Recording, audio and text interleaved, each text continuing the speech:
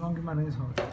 Então, o João Guimarães Rosa tem um conto que chama-se, acho que é o Burrico Sete de Ouros, uma coisa assim, no qual os vaqueiros que estão conduzindo a manada conversam entre eles e falam, precisa ficar esperto aí com as primeiras reses, né, as primeiras cabeças, porque se uma delas começar a correr, todos os demais começam a correr atrás.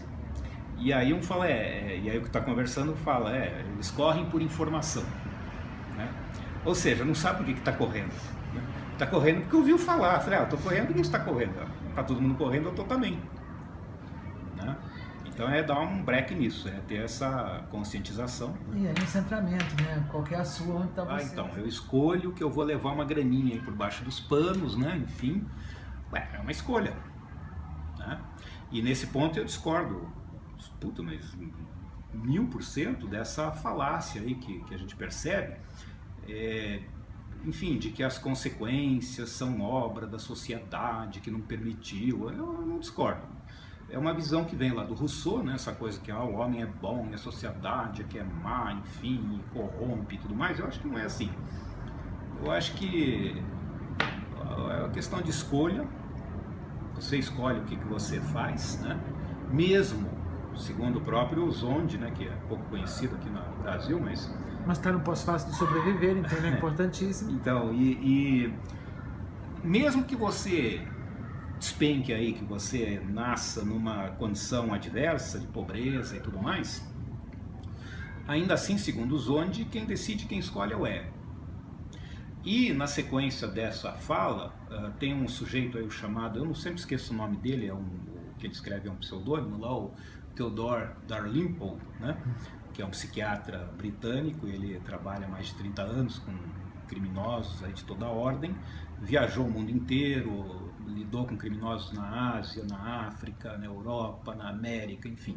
Então o cara tem uma certa experiência nisso, e ele diz textualmente, falou, olha, decorrente da minha experiência profissional, o que eu vejo é que a prática do crime é uma questão de escolha.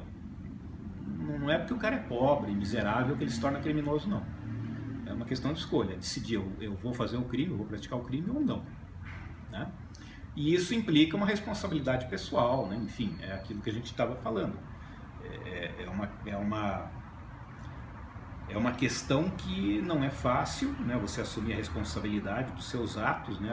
Todo esse projeto aí de esquerda vai no sentido contrário, vai na contramão, né? Então a gente tem que lidar com tudo isso, né? Tem que lidar até com a atmosfera vigente, aí, Paulo, politicamente correta, enfim, todas essas pataquadas aí. Mas no fundo a gente sabe que eu sou responsável por mim mesmo, né? Então, por que você não se tornou, sei lá, milionário ou tudo mais? Me tornei porque, sei lá, não era meu destino, não tive competência. É um desses motivos aí, não é por culpa de ninguém, é obra minha, né? Ou não era para ser, não faz parte da minha história nesse momento, aí, nessa existência, caminhar pela riqueza.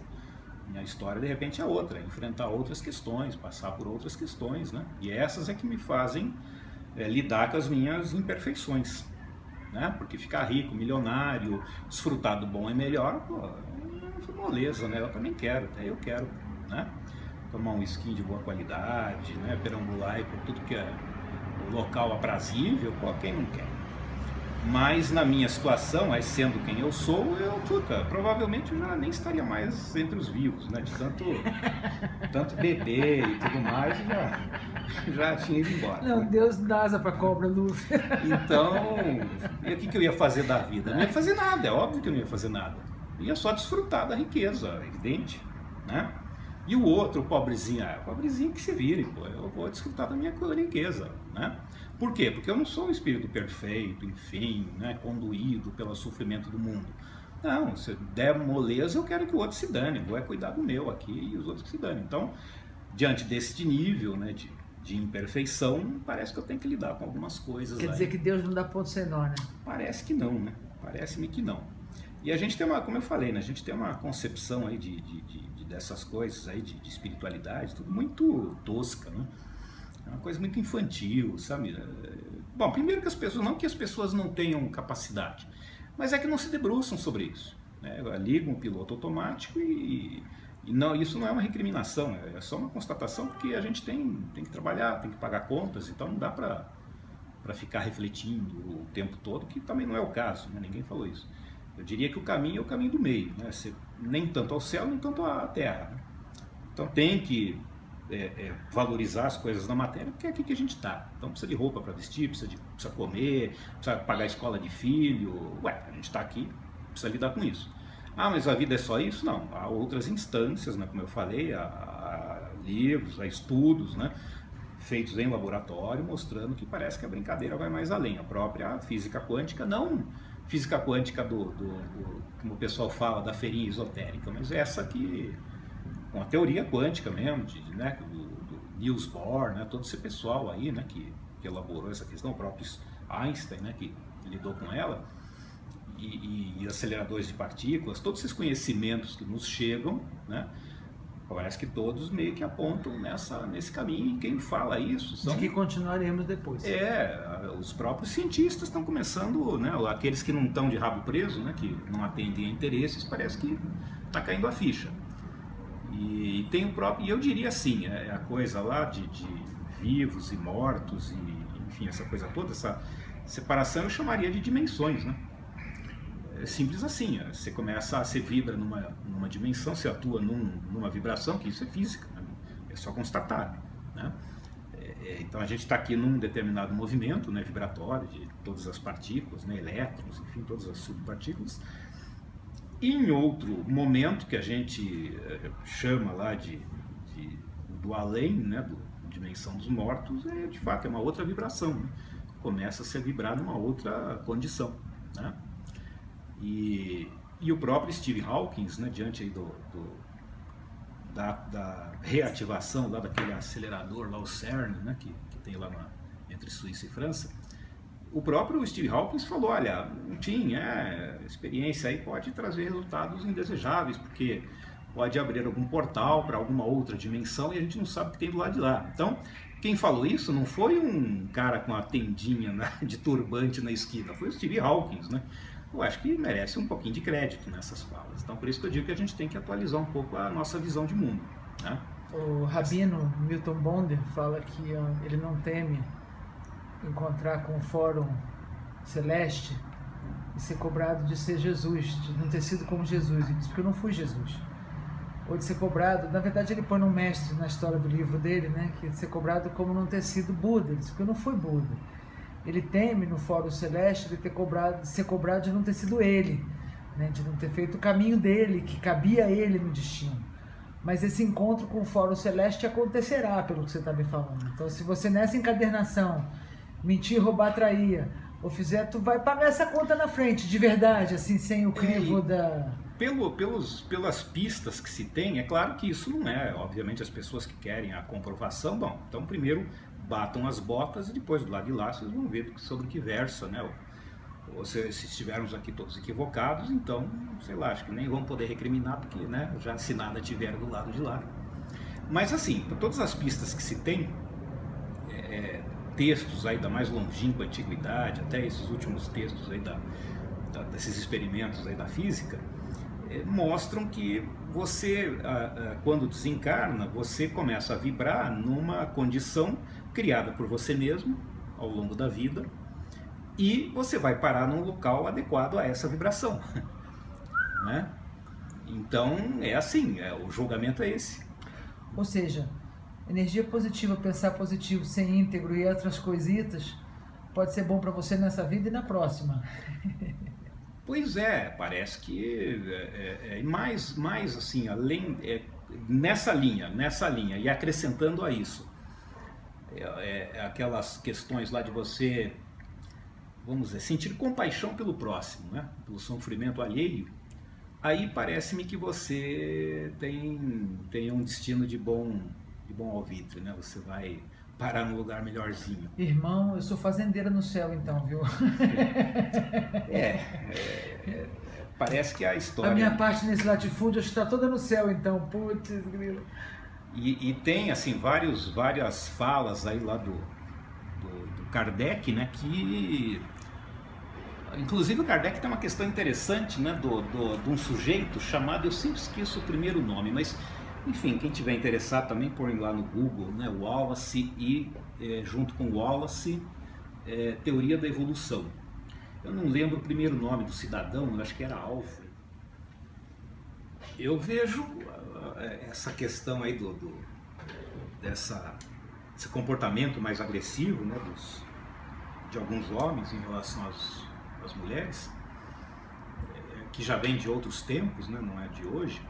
A gente tem, né, culturalmente, tem essa herança aí do patriarcado, né? E o patriarcado, a meu ver, ele não é a expressão do masculino. Na verdade, o patriarcado é uma deformação do masculino. Eu diria que o patriarcado e todas essas hostilidades, essas reações, comportamentos agressivos, ou às vezes não chegando às vias de fato, mas essa coisa meio pejorativa em relação à mulher e tal, é como expressão de um homem que não se tornou maduro. Ou seja, ele envelheceu cronologicamente, às vezes você vê sujeitos aí de, sei lá, 30, 40 anos, né? Com esse comportamento. E o comportamento, se você prestar atenção, é um comportamento de molequinho, de adolescente, né? Porque eu lembro que quando eu era molequinho, assim, já mais, sei lá, 9, 10 anos de idade, eu olhava, observava algumas mulheres, né, e elas eram assim, muito bonitas e aquilo me fascinava, né, e ao mesmo tempo em que fascina, é um negócio que você é criança, você não sabe bem o que fazer, né, bom, e aí, né, então você fica admirando aquilo. Aí, já passado alguns anos, quando você entra na adolescência, é também a mesma maneira, ó. Você já tem alguns elementos a mais, já começa aquele interesse, já começa toda aquela ebulição sexual, enfim, diria que esse setênio aí dos 14 aos 21 é uma efervescência só, né? Hormônios e tudo, Deus nos acuda, mas é onde de fato, né, começa o interesse, né, da sexualidade, embora hoje muitas coisas estejam acontecendo precocemente, mas a meu ver, cada coisa assim, tem seu tempo certo.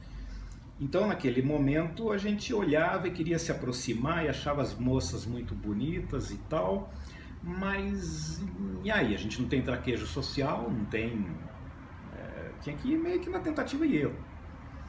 E se ela se agradasse de você, ótimo, né? Se não, paciência, vamos partir para outra, né? Partir para outra possibilidade que surgir.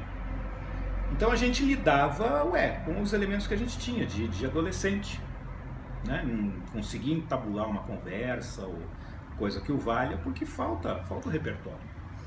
E diante dessa mulher, né? Dessa moça, dessa menina de 15 anos, enfim, mesmo que o sujeito também tenha 15 anos, o feminino é algo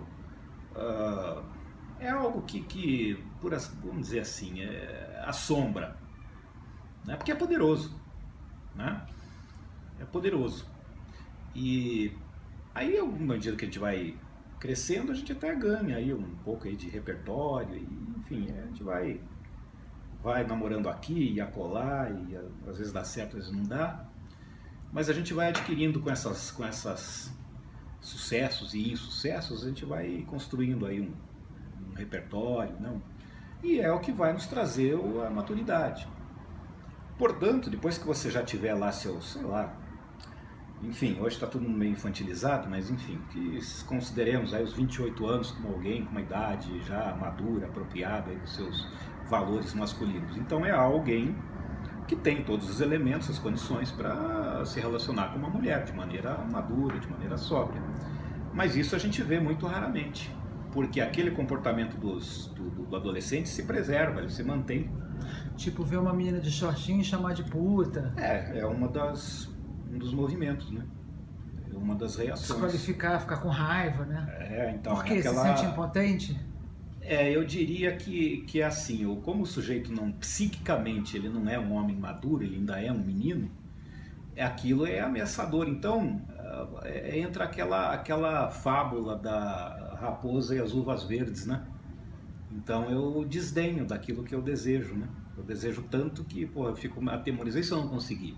Então eu já desvalorizo, já, né, coloco ali uns termos pejorativos que, né, já me isenta ali de qualquer, enfim, por possível insucesso. Mas por todos os relatos, enfim, via, sei lá, televisão, internet, ao vivo, né, de pessoas que você conversou ao longo da vida, as mulheres gostam de um homem firme, não dominador e agressivo, mas um homem que, enfim, toma uma decisão e sustenta, exatamente. Isso não significa que o cara não possa errar. Porque a hora que ele errar, a mulher apropriando-se do seu feminino, e se há uma relação de fato que está estabelecida, ela vai saber acolher. Ué, porque ela também vai errar em algum momento, né? Então eu acho que é uma troca aí entre características, né, do masculino e do feminino que constituem a relação. Um não é melhor do que o outro, um não é mais do que o outro, de maneira nenhuma. Como seres humanos, obviamente, iguais. Né? Mas da mesma forma tem a mulher infantilizada, talvez infantilizada, pegando o paralelo do homem infantilizado, ou mesmo traumatizada, que entra nessa de que homem nenhum presta, faz voodoo de todos os homens, que é um horror, porque a mulher madura vê os homens como amigos, protetores, interessantes, atraentes e amigos, e de fato, quando você vê no ombro a ombro, né? Então, o homem que consegue ver na mulher isso, apesar de ela ser erótica e livre, o que é uma dificuldade mais cultural no meu entendimento, o homem erótico e livre pode ser verdadeiro e estar inteiro numa relação estabelecida, né? Que não se tem com o garanhão e a puta, né? Se tem com dois seres íntegros, não é isso? Pois é, de fato. Porque também tem uma questão aí que muitas relações se mantêm, mas não é por isso que se colocou integridade, né, enfim, dignidade e tudo mais. Se mantém pela patologia. Né? As patologias combinam. Né? As psicopatologias, elas se combinam. Né? Como exemplo seria... de dizer que os casais se escolhem a dedo. Né? Como exemplo... A neurose complementar também é um caminho. Pois né? Como exemplo seria o clássico caso do casal sadomasoco. Né? Um gosta de bater, o outro gosta de apanhar. Aí aparece alguém lá, um terceiro, indignado com a condição, nossa, olha, que absurdo, ele bate em você. Aí o que acontece? Os dois se voltam contra esse indivíduo. O que quer acabar com a relação? Porque a relação está perfeita, a relação está tudo certo lá. É outra forma de idiota funcional, né? Mas não me parece que não me parece que seja um negócio que deva ser adotado como modelo, por conta da psicopatologia, né? E eu vejo que uma relação madura é difícil de ser constituída, porque surge uma série de variáveis, né, que afetam a relação, às vezes até questões que, em princípio, entre os dois não há assim, vamos dizer assim, uma censura, algo por que não se deva dar, até um certo limite lá de diferenças de idade, por exemplo. Quer dizer, eu digo um certo limite por quê? Porque acima disso depois tem certas questões que são de ordem fisiológica, né? Então, uma diferença exacerbada aí, quer dizer, também não é impossível, mas fica obviamente um pouco mais complicado. Mas o que eu observei ao longo da vida é que às vezes entre os dois estava tudo certo, mas o entorno é que comprometeu o bom andamento da relação, que é o tal do pitaco, né? Por conta de, nossa, mas pô, o sujeito tem, sei lá, tem 15 anos a mais, 20 anos a mais que você e tal, e aí fica aquelas coisinhas na orelha. E diferença de finanças, e diferença de famílias, e diferença de cultura pessoas... ou de... Pois é, e no final, entre ambos, nada disso de fato é um impeditivo. Se a relação se deu, nada disso é impeditivo. É tudo uma questão criada, né, no entorno. E os dois vão ter que se debater com isso. Esse que é o problema e bota a relação a perder, né, em grande parte das ocasiões. Né? Mas, de qualquer maneira, o relacionamento não é fácil. Estabelecer um relacionamento harmônico, saudável, em que um de fato caminha ao lado do outro e entende o outro. E esse entendimento eu diria que vai muito além, né, assim, que as pessoas acham que conhecem o outro. Não, acho que é uma coisa mais adiante, né? Questão de alma mesmo, sabe? De conhecer o outro em termos de alma, né? As dores da alma do outro. O relacionamento, né? Só para arrematar isso que eu tinha dito, ele se dá quando ocorre o que o glorioso Juca Chaves, né, colocou numa das músicas dele. Meu amigo Juquiarinha. Juca Chaves colocou isso há sei lá quantos anos atrás. Mas ele tinha uma letra lá que ele matou a pau. Ele falou que ele queria uma mulher que se tornasse a cúmplice dele. Eu quero uma mulher que seja diferente de todas que eu já tive, todas tão iguais. Exatamente. Que ao seu sorrir provoque uma covinha linda. Exatamente. E quando se estabelece essa cumplicidade, que um olha para o outro e sabe o que está rolando, sei lá, num evento, num jantar, ninguém precisa ficar cochichando um na orelha do outro. Surge lá uma situação e tal, e um olha para o outro, e isso é a relação, quando a relação está estabelecida. E eu acho que ele definiu bem, a cumplicidade. E ontem... Os caras já têm um trabalho sendo realizado, né, de investigação do prosseguimento da vida, né?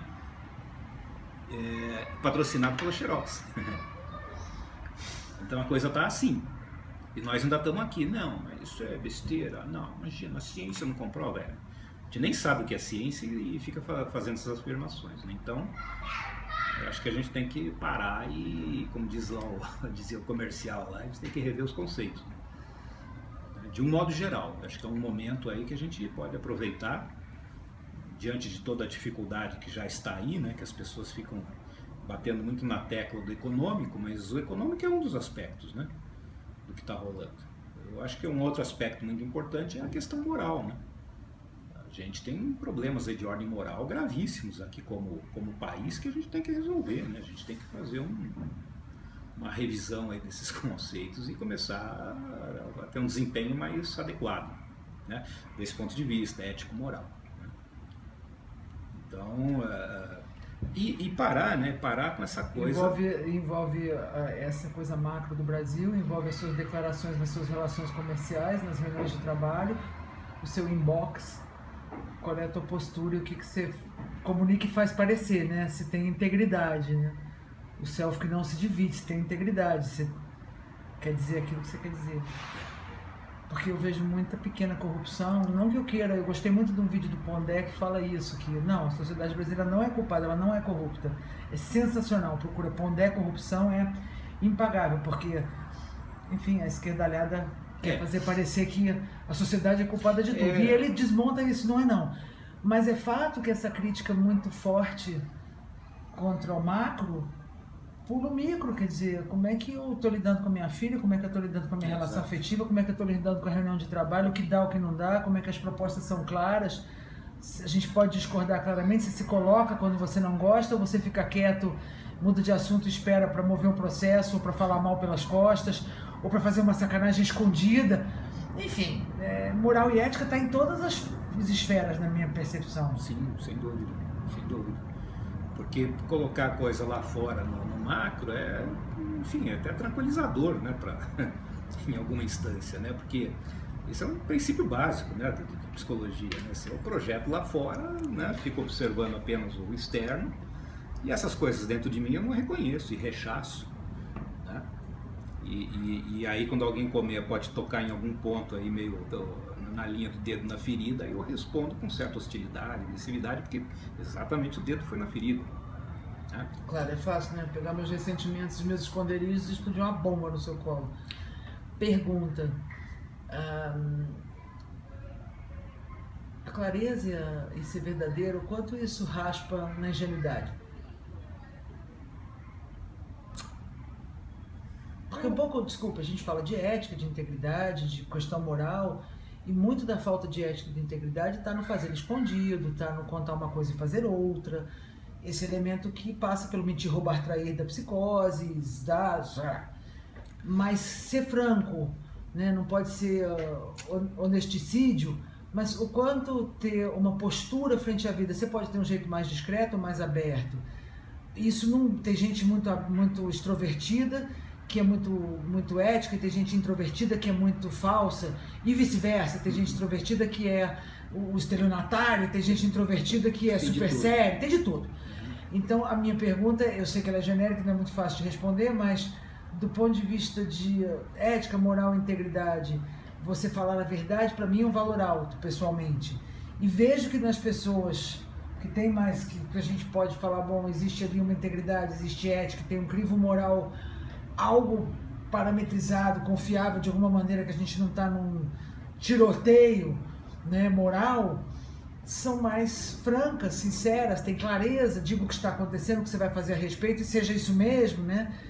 E não só num mundo como esse, mas até que ponto isso resvala na questão da ingenuidade, né? Naivety, a ingenuidade é uma coisa dos codependentes muito forte, a gente é ingênuo, a gente quer acreditar na história que nos contam, porque a gente precisa urgentemente de que o bem que a gente tem na boa intenção, é possível ter essa clareza sem ser ingênuo?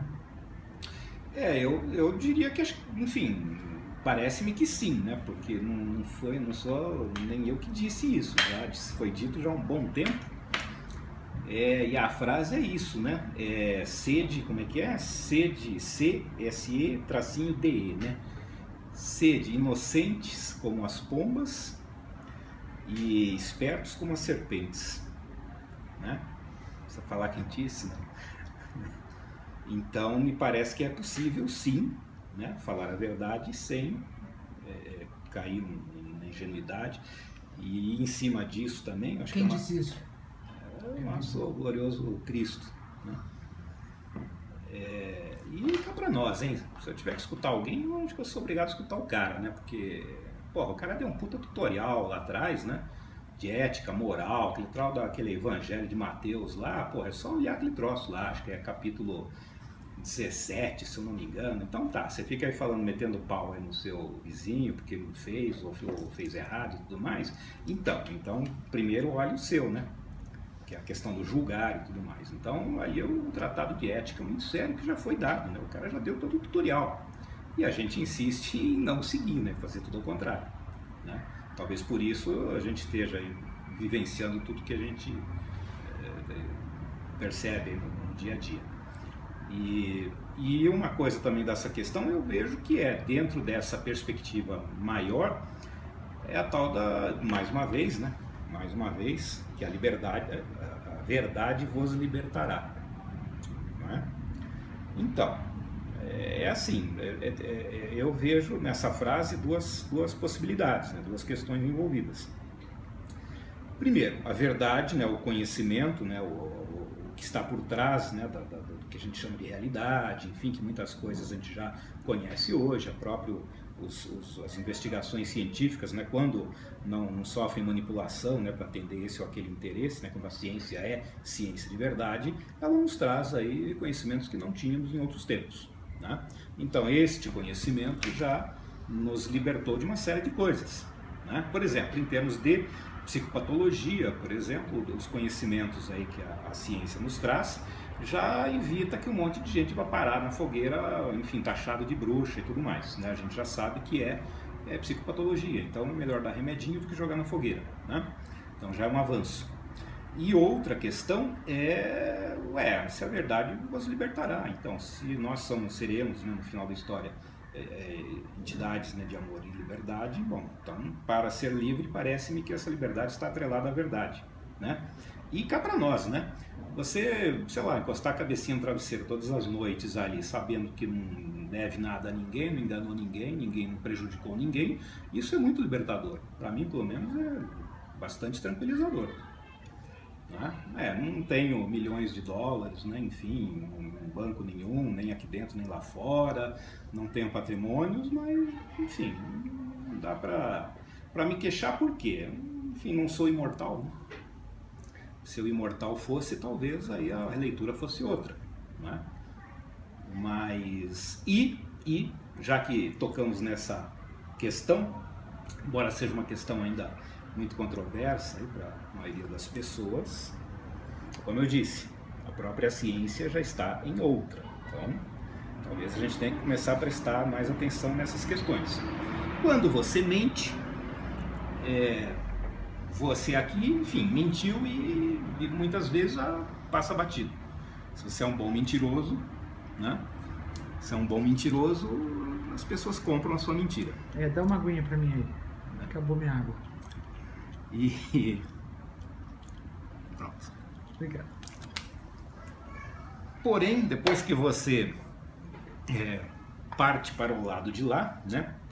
Falece, morre, desencarna, enfim, seja qual for o termo, as estruturas que permanecem, elas são permeadas pela sua obra aqui. Então você cria, em termos de física, né, não de religião, sabe? Acho que as coisas eu sempre falo. Esse tipo de coisa a gente tem que entender a partir das questões da física, não mais da religião, né? Então você cria uma determinada vibração, e essa vibração ela mostra exatamente quem é você, né? Ela mostra se você é um mentiroso, um pilantra, enfim, um assassino, não tem como esconder. Portanto, se essa é a realidade última, né, e a gente está aqui não de fato em nossa casa é do lado de lá, a casa de fato, parece-me que é sensato então, né, começar a se comportar, começar a ter uma visão de mundo mais coerente com o lado de lá, né, que é onde ficaremos. Não vamos ficar do lado de cá. Aqui é uma mera passagem, como já é, enfim, já é um clichê, né? Todo mundo sabe disso, desde a antiguidade e tal, né? E até tem esses clichês, né, que a gente ouve no dia a dia, a vida é muito curta e tal, então. Se assim é, né, e a própria ciência já está trazendo indícios de que de fato a coisa não para por aqui, né? Para as pessoas aí que têm interesse nessas coisas, tem um livrinho bastante interessante que é de um cara chamado Mário Beauregard, tem em português, que chama-se O Cérebro Espiritual, né? E lá o livro, o cara é um neurocientista e tal, e ele descreve ali umas experiências que fizeram em laboratório, ele contesta aí toda uma visão aí que alguns indivíduos se apropriaram, mas não tem nada do que eles afirmaram comprovado, é ao contrário, né? A ciência, todas as evidências mostram a contramão da matéria, que a matéria não é a realidade última, né? E lá ele tem uma discussão bastante interessante, bastante séria, mostrando exatamente isso, que parece que a coisa continua do lado de lá, né? Ele dizia o seguinte: você precisa ter a coragem de ser bom quando tudo à volta, tudo mais é mal, não é? E tem uma outra frase também interessante que diz o seguinte: é muito mais fácil você apagar a luz interior do que combater as trevas à volta, né? Então por isso que talvez a gente perceba aí que muitas pessoas preferem se recolher, enfim, né, preferem se abster, né, de comentários, né, e tudo mais, meio que não se envolver, né? Esse acho que é o termo que define, mas é uma estratégia, a meu ver, equívoca, né? É uma estratégia equívoca. A vontade, a volição.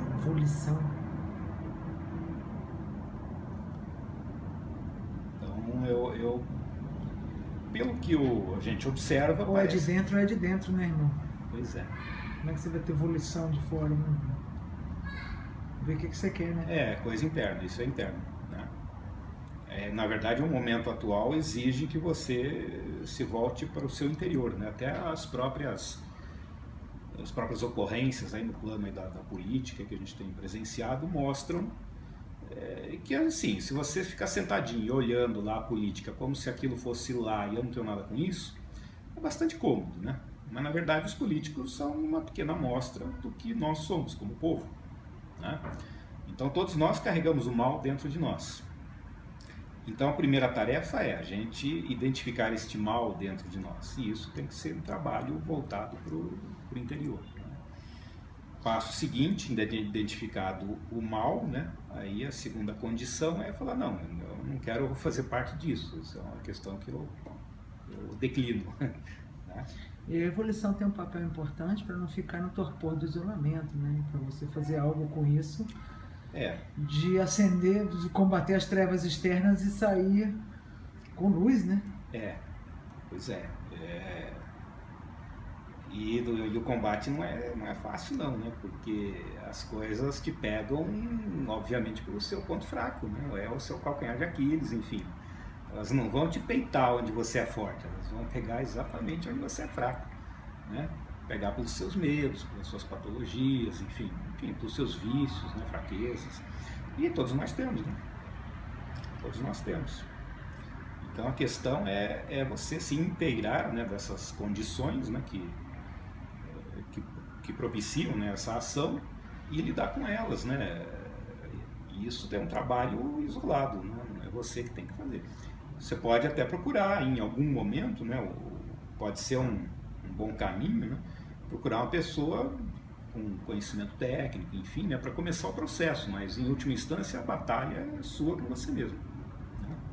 Porque é como se diz, né, uma questão de alma. Embora seja um termo ainda já meio assim, que hoje em dia não caiu meio em descrença, né? Porque ela, se for observar o termo grego, né, o psique, é a psicologia, a própria essência da psicologia, né? O estudo da psique, né? O estudo da alma. Né? E o próprio James Hillman já disse tempos atrás que a psicologia fez tudo menos se debruçar sobre o seu objeto, né? Enfim, estudar a alma. Né? Então estudou comportamento, estudou personalidade, estudou tudo, menos a psique. Né? E segundo essa visão do Steiner, né, o combate, né, esse combate que falávamos há pouco, ele se dá ao campo de batalha à alma. Né? E essas questões a ciência não tem elementos aí para discutir isso. Né? Aquele cientista que é sério, ele pode virar e dizer o seguinte: olha, isso não faz parte do meu escopo, não faz parte do meu campo de estudos, que esse aí é honesto, aí você pode pôr fé nesse cidadão. Aí quando chega aquele que quer explicar tudo, não, veja, isso é uma questão, uma crendice e tal, aí você já fica com o pé atrás, porque ele fala, o cara está querendo falar de algo que não domina. Né? E é um momento bastante delicado que a gente vive, por quê? Porque é uma confluência de forças, né, em atuação. Várias forças agindo e a gente no meio, né, tendo que lidar com isso tudo, né? E sem bússola, né? Nem bússola nem lanterna, então fica difícil. A que recorre? A que você recorre? Olha, eu penso que o primeiro passo seria você não seguir os modismos, né? O vai da valsa, sabe, essa coisa do piloto automático, é desligar o piloto automático. Né? Peraí, eu estou indo nesse embalo aqui, mas será que é isso mesmo que eu quero ou eu estou indo porque está todo mundo indo? O Steiner, né, segundo ele e outros ainda, mas principalmente ele, as forças, né, para usar o termo dele, as forças opositoras conhecem tudo, menos o amor. Né? E por isso se incomodam tanto, né, com essa questão. É algo que eles desconhecem. E para crescer, olha, eu diria que, voltando àquilo que a gente disse há pouco, né, que a gente conversou sobre essa palavra, sobre essa dinâmica, essa atuação, né, esse jeito de ser na vida, que é a questão de ser verdadeiro, de colocar a verdade acima de tudo. Não sei, nesse momento aí do nosso momento de humanidade, eu diria que seria por aí, sabe? Primeira questão, né, é começar a ser de fato verdadeiro, começar a levar essa questão aí de mentira e tal à extinção, né? É claro que parece uma coisa assim um tanto fantasiosa, porque a gente vive dessas pequenas mentirinhas no dia a dia, porque principalmente aqui, né, no Brasil, na América Latina, quando você convida alguém para alguma coisa, a pessoa recusa, então ela tem que dar uma desculpa, ela tem que dar uma mentirinha, porque se ele falar a verdade, não, desculpa, cara, mas hoje eu não estou afim de ir na sua casa, né? Estou afim de ficar eu comigo mesmo com meus botões, aí a pessoa pode se sentir ofendida e tal. Então, são pequenas mentirinhas, mas eu acho que a gente tem que começar a mudar o caminho, o rumo das coisas e colocar a verdade em cima da mesa, né? Começar a nos tornarmos mais verdadeiros, né? Porque daí a gente sabe quando dormir, botar a cabecinha no travesseiro, que não tem escândalo na internet, os vídeos postados não vão denegrir sua imagem, nada de grave vai acontecer, você estará absolutamente tranquilo, né? E não precisa ser só na base da rejeição e da grosseria. Pode ser a verdade simples e suavemente com aquilo que é verdade para você. Pois é, e levando essa questão que eu vejo, né, eu percebi ao longo da vida também, a questão da verdade em relação aos próprios relacionamentos afetivos, né? Que na verdade não precisa, nesse âmbito, não necessariamente precisa sempre o sujeito mentiu e tal. Não necessariamente.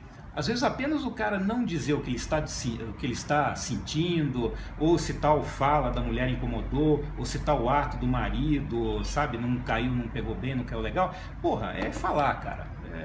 O relacionamento que você não fala, meu lamento, mas está fadado a morte. O tumor. Né? Exatamente, e morte dolorosa, morte lenta e dolorosa. Morte dolorosa, é verdade.